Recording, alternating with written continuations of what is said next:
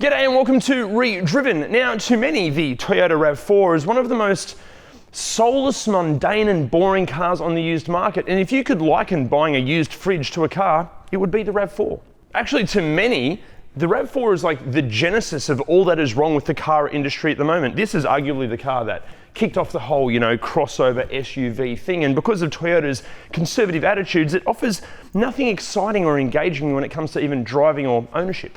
Or does it? Because see, for many that own these things, they love them. And when it comes to offering something a bit more exciting and engaging, this particular one has that badge just there. So which is it? Are the fans correct? Are these things worthy of their acclaim? Or is it just some boring old thing that's not worth your attention? Like what goes wrong with them? What do they cost to own and operate? What do they like to live with on a daily basis? But most importantly, should you buy one?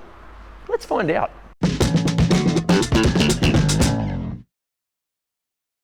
I should mention that in this video, we're going to be focusing on the Australian variants of the third generation XA30 RAV4. But if you're not watching this from Australia, don't have a tantrum or anything, because everything we're going to be going over, it should relate to RAV4s in your local market. Also, to keep this video as objective as we possibly could, we've reached out to multiple Toyota technicians, Toyota and RAV4 owners groups. We've trawled through surveys and reliability reports and forums. So this video is basically, it's the culmination of all of that and their information, knowledge and expertise.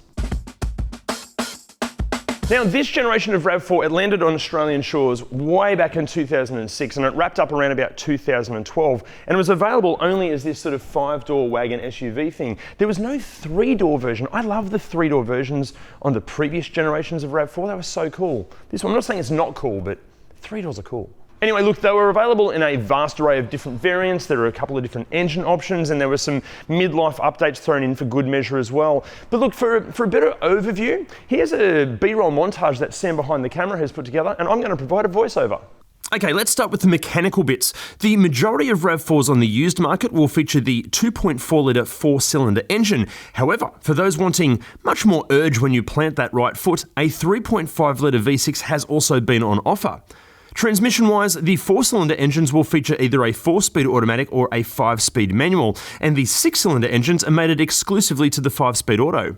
While previous RAV4s offered near-permanent all-wheel drive, the third-generation RAV4 switched to an on-demand all-wheel drive system, effectively being a front-wheel drive car most of the time, only engaging the rear wheels when slip was detected at the front. Hardcore four-wheel drive fans are going to be mortified by this, but the vast majority of RAV4 owners will never notice the difference. A couple of front-wheel drive variants did enter the range in 2010, 2 years after the mid-cycle update. And speaking of that update, the RAV4 received a subtle facelift later in 2008, receiving a whole bunch of interior and exterior design and aesthetic changes. Trim spec-wise, the 4-cylinder models kicked off with the base model CV, then the Cruiser, and the top-spec Cruiser L, while limited edition Altitude and Edge models, they made special appearances as well. And CV6 like this one, then SX6 and ZR6 made up the 6-cylinder variants. It's important to note that this third generation RAV4 was a far cry from the cute little fun wagon of the 1990s. It was bigger in almost every dimension than the previous iterations. It was also heavier by 180 kilograms, and it had grown into a full-sized family wagon SUV with a much roomier interior. So basically, the third generation RAV4 is where it grew up. And look, we'd love nothing more than to go over every specific detail of every upgrade and variant in this video, but it would take hours, it would get boring. So instead of doing that, we've grabbed all that information and we've put it in our incredibly handy and totally free ReDriven cheat sheets. Our cheat sheets are invaluable as they provide a full breakdown of the car's model range, its common problems, what you need to look out for before handing over your hard-earned cash, how much of that cash you should be handing over, and so much more. Check it out at redriven.com or in the link below. Now guys, if you already own one of these things, or you're like some sort of a RAV4 expert and you've noticed in this video that we've missed something major, please let us know in the comments. We're going to do our best to cover as much as we can about the RAV4, but yeah, if we've missed something huge, please let us know in the comments. Okay, so how's the exterior? Well, look, from a design aspect, I'm really sorry, but I've got to agree with the detractors here. It's pretty bloody boring and plain, especially in white and especially in this base spec with the steel wheels. This is fooling nobody. That does not make it look any more tough. Many actually complain that it's this car's fault that so many of these, crossover SUVs of this generation, budget and size, they all look pretty much the same. So yeah, it's not ugly. It's just not very attractive either. But in saying that, fitting these things with some nice aftermarket wheels, maybe some all-terrain tyres, and giving it just a subtle little bit of a lift, it definitely adds some attitude. Now, in terms of what to watch out for with the exterior, look, it's like any used car with these things. Go over the whole car and look for any signs of accident damage or any dodgy repair work. It's pretty easy to do this. First up, look at the car. Do all the panels match in colour and in texture? It should all feel the same. This car definitely needs a polish. It looks heaps better with a polish. Then also look at all the panel gaps. They should all match. Any of the plastic components, like the front grille here, even headlights, do they wobble around? Are they fitted correctly? Big one, if it has got aftermarket accessories fitted, are they quality items and have they been fitted professionally? Now we should mention that many RAV4s, they've been around for a while now and they do get a hell of a workout, and there will probably be some, scratches and dents. That's definitely not a deal breaker by any means. If anything, it might give you a little bit more bargaining power, but if the paint doesn't match and the panel gaps are all over the place and it just feels off or broken, not a good sign. Now guys, this is a really big one. Look for signs of spray paint overspray. So look up under the wheel arches, pop the bonnet, look all around inside the engine bay, in any of the air vents. Look, if there's any signs of spray paint overspray, it's a pretty decent sign that the car has had an accident or been repaired on the cheap. Now look, the RAV4 is hardly the go-to vehicle to go adventuring off-road, but it is an SUV and it is worthwhile having a look underneath for any signs of scratches or just general abuse. Like some light off-roading is totally fine, but yeah, if there are any signs of serious abuse under there, do not buy that car. Now, in terms of like the common faults and issues that these things suffer, we'll be covering those shortly. Okay, so how's the interior? Well, look, from a design aspect, now this is a weird one. I don't know if you guys have seen the Predator movies, but the center console for me, it reminds me of like Predator's head, obviously with buttons and a bit smoother. I don't know why, I know I'm weird, but yeah, it reminds me of Predator's face. But besides that, look, it's a bit like the exterior. It's fine, it's nothing to write home about. It does the job. Here's an interior, it exists. Also, right across the range, obviously the overall design doesn't really change, but the levels of materials do. So the higher up the food chain you go, the better the materials in here, especially with the seats. Like the leather seats are quite nice. Now, I should mention that this car actually used to be a car for Coca-Cola. It was owned, or not owned, it was owned by Coca-Cola, but used by a sales rep. So it's had a hell of a workout, but you'd never know. Like as far as wear and tear in here goes, okay, it's not a new car, but it feels fantastic. Like all the paint down here is in good condition. This is all in good condition. The buttons feel great. The door cards are really nice. The steering wheel, it's not the leather one, it's a base model, so it's kind of the plasticky steering wheel, and it's starting to lose a bit of its texture there. Even here, like this has still got texture. It's still got a good amount of squidge. Like this has got over 200,000 Ks on it, but in here, you'd never know. It feels great. Ergonomics wise, it's okay. It's just me, it's subjective, I know, but I can't get completely comfortable in here.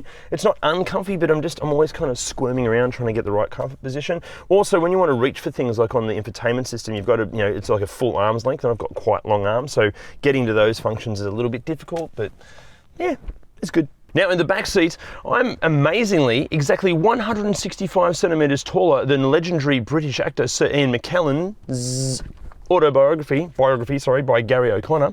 This is in my driving position and it's pretty spacious back here. Heaps of knee room, good amount of foot room, glass house is large so I don't feel confined or claustrophobic at all. Seats are comfortable, plus they can adjust forward and back an angle and also slide forward and back. Bloody good back here. Even as far as wear and tear goes, look, this car gets used daily. There are kids back here all of the time, but you'd never know. Like all the fabrics feel nice, the door cards aren't too scratched up. Like this thing is bloody resilient for the amount of work it gets. So how's the tech? Well look, the levels of tech, it's going to vary depending on the year model, the trim spec, all of those sorts of things. But for more of an overview, here's me doing another voiceover. Equipment fitted to early base model RAV4s included a 6-speaker stereo, air conditioning, CD player, cruise control, remote central locking, power mirrors, 12-volt power outlets, and height-adjustable driver's seat. However, later and higher spec models can include dual zone air conditioning, USB and Bluetooth connectivity, rear parking sensors, a leather interior, a power driver's seat, while both front seats could be heated, again depending on the spec. The top spec ZR6 did receive satellite navigation, but it's sat-nav from the early 2000s, so it's going to get you lost in no time. Also, this car was around well and truly before the advent of Apple CarPlay or Android Auto or any really good phone connectivity. But the good news is, because this is just like a standard double DIN size head unit, you can fit Apple CarPlay and Android Auto with aftermarket components. Also, while you're upgrading that, you might want to also upgrade the speakers, because the stereo in these isn't that fabulous. Like, this is the base model and it sounds a bit tinny. But for all of the details of which RAV4 gets what levels of tech, just jump on ReDriven.com and check out that cheat sheet, or click on the link in the description below. Okay, so is it practical in the boot? Oh my God, yes it is. First of all, the space back here is fantastic. Plus you've got 2 cup holders, you've got 2 little storage bins here, you've got even more storage under there. You've got a net in case you go fishing and need to put your fish anywhere there. Plus the seats fold flat by the pull of these little tabs, and it does load flat, so it becomes almost like a little van. This does have a cargo cage in it, so I kind of feel like a confined pet dog at the moment. But one thing that does annoy me, and I get why it does this, the fact that the rear tailgate is a door and it doesn't lift up. Obviously it has to be a door because there's a bloody tyre and spare wheel on the back of it, so it can't lift up. It's only a small annoyance, but I wish it lifted up. Otherwise, you'd get wet when you load things in and out in the rain. And practicality in the back seat, you've got an armrest here with 2 cup holders just there. You've got 2 pockets for your ReDriven RAV4 script just here. And you've got water bottle holders in the doors. Do not put a coffee down there because you'll never get it back. They're very, very deep. And that's about it for practicality in the back seat. Let's go to the front. And practicality up the front, you have some excellent size door bins down there that'll fit a ReDriven water bottle, no problems at all. You've got 2 levels of storage here with felt line tray and then a decent sized bucket here. You've got a perfectly sized spot for half a Lamington just there. You've got 2 cup holders that have little flappy sections for small pretentious coffees like the ones I like. The perfect size spot for your phone just there, that's excellent. You've got an Indiana Jones inspired trapdoor here. I love that, actually feels really nice to use. You've got decent sized glove box there and a spot for your sunglasses, or the owner of this car's sunglasses. Oh, just up here, done. Okay, so what goes wrong with these things? Well look, Jim, our resident mechanic, will be taking you through the mechanical things in a little bit, but let's start with the exterior. Well, you know what, honestly, not a whole lot goes wrong with the exterior of these things. There are a couple of sporadic reports that there can be water leaking into, say, the footwells or in the interior of the car. Generally speaking, it's due to the heater core, and that's because there's a leak in the cowling, but that is, it's incredibly rare. Inside, look, it's pretty much the same story. Not a whole lot goes wrong.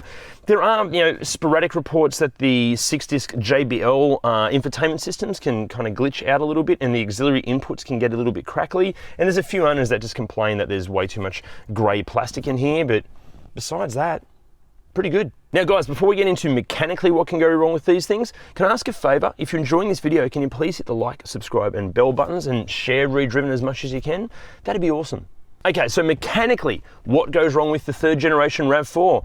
Look, I'd love to tell you, but I'm not a qualified mechanic, so that'd be wrong for me to say anything. But Jim is a qualified mechanic, so here's Jim. These things are very reliable. In fact, I don't think I've ever seen one brought in on the back of a tow truck. Having said that, they're not perfect though. They do have the occasional problem with ignition coils and water pumps, the occasional AC compressor problem or alternator issue, but not what you'd call common problems at all.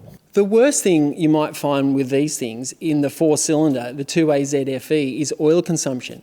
It's a pretty big problem, and in a pre-purchase inspection, it's not always obvious that it is going to consume oil. Drive it, then let it idle for a few minutes, then give it a big rev up. If you see smoke, don't buy it. To mitigate the likelihood of buying one that is an oil burner, look to see it's got a really good solid service history, but that really won't guarantee it's not going to consume oil. In fact, the best way around it is just get the V6 model. They have a typical Toyota service schedule, which is every 10,000 Ks. And for any of you do-it-yourselfers out there that want to take on the fuel filter change, which is due every 80,000 Ks, before you start, get yourself one of these. This is the locking ring for the fuel pump module, which is supposed to screw off, but inevitably every time you have to hack it off and destroy it in the process. Overall, the V6 is the one to get. It is way more reliable. The 4-cylinder's okay, but that oil consumption problem, it's a bit risky. So, is it safe? Well, This generation of RAV4, it scored 4 stars by ANCAP, but that was way back in 2006, so it's technically not that safe compared to modern cars. But for an overview of what safety features these have, here's another, actually it's not a voiceover, it's going to be my friend Jerome singing the safety features in that kind of like 90s R&B a cappella style. Let me sing about the RAV4, baby. Got dual front airbags, ABS brakes too, electronic brake force, distribution. I got brake assist to help you stop. Seatbelts, they got the pretensions, baby, with low limiters. But let me tell you about the highest spec models now. Got curtain airbags for the front and rear occupants too. Electronic stability control, baby. Traction control keeps you on the road. Hill start assist. And something called active front seat head restraint. I'm not sure what that is, but it'll help you stay alive.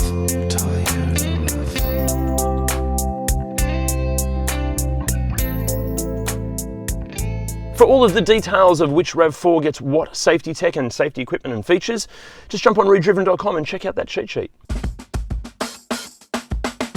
Okay, so what's it like to drive? Well look, I'm going to come clean about something.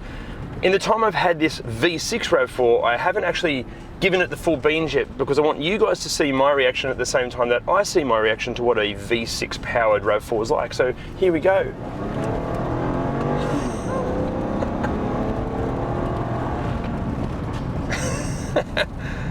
Okay, that's insane.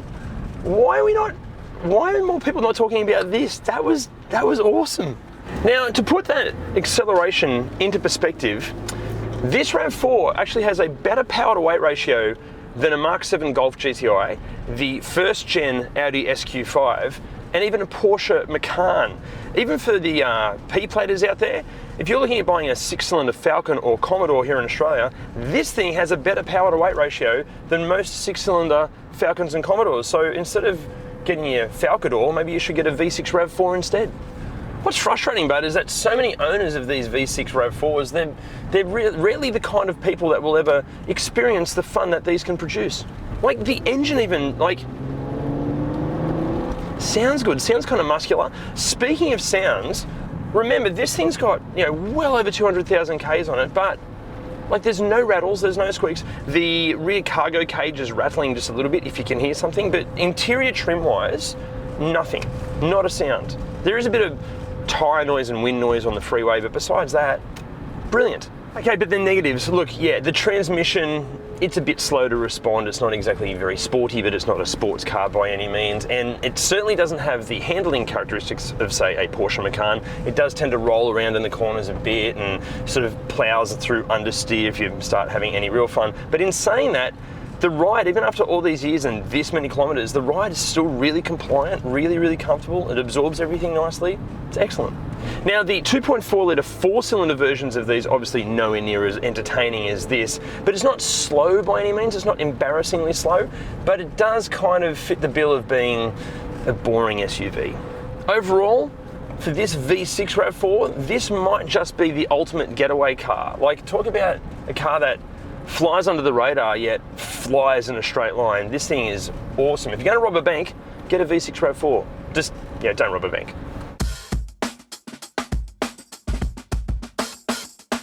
Pricing here in Australia kicks off from around about $6,500, but a RAV4 for $6,500 is going to be an interesting condition.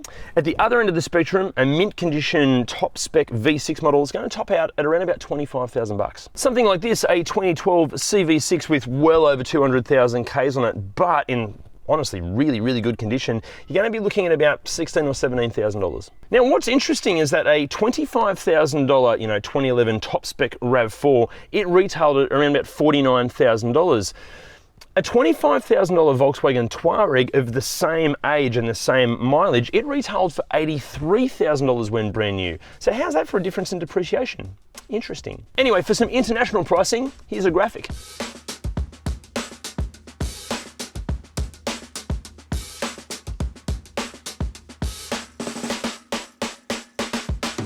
Toyota claim a fuel consumption figure of anywhere from 9.1 to 10.5 litres per 100 Ks, obviously depending on if it's the 4 or the 6 cylinder, manual or auto, all-wheel drive or front-wheel drive. This one is claimed at 10.5 litres per 100 Ks.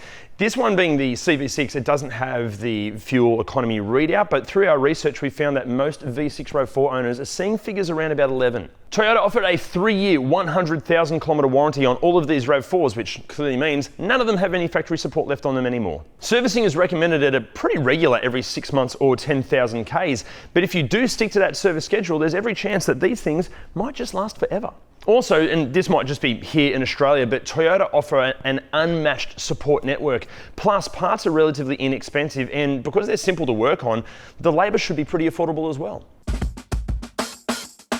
Okay, so should you buy one? Well, if we're talking the V6 variants, absolutely yes. Really, the only thing that the V6 RAV4 doesn't offer is the panache and image that might come with a more premium brand name, a truly luxurious interior, and an exterior design that forces you to look back every time you walk away from it. But besides that, these things are bloody awesome. But so are the 4-cylinder versions. Sure, they're nowhere near as entertaining to drive as the V6 variants, and the appetite for oil on certain 4-cylinder examples can be a major concern, but for what most people need an SUV to be, which is a generally reliable, practical and comfortable form of transport that also offers the convenience of a raised ride height, the RAV4 does nail the criteria. It's a huge yes from us. At this budget and for this category, this thing should be very high on your list, if not the top of the list. Guys, thank you so much for watching, and as always, what did you think of the RAV4? Let us know in the comments below. And remember, can you please hit those like, subscribe and bell buttons and share ReDriven as much as you can? That would help us out so much. See you next time. Guys, thank you so much for watching, and also, to keep this video as objective as we possibly could, there we go, some midlife updates, but for a more accurate overview, that's good until then. My brain just went, see ya. Okay, here we go. So instead, we've grabbed all of that information and we put it in our, you f***ing bastard. We've grabbed all of that information and we put it in, I can't speak today, gotta slow down. Here we go, this is the one. Sorry, all right. So basically the 3rd generation RAV4 cops every time, just ruining the take, okay. Please let us know in the comments. We're gonna try to cover most of I've done that line 3 million times and I can't get it right. Here we go. Wheels and maybe, you know, some go from top of that. Here we go. Here we go. Yeah, love that. And I've got, I think, a spider web on me. Hang on. What is that? Okay, here we go, sorry. Is it a spider web? Are my hairs doing something weird? Okay. Old boring things that are not even worth looking at. Oh, I'm blank. Old boring things that are what?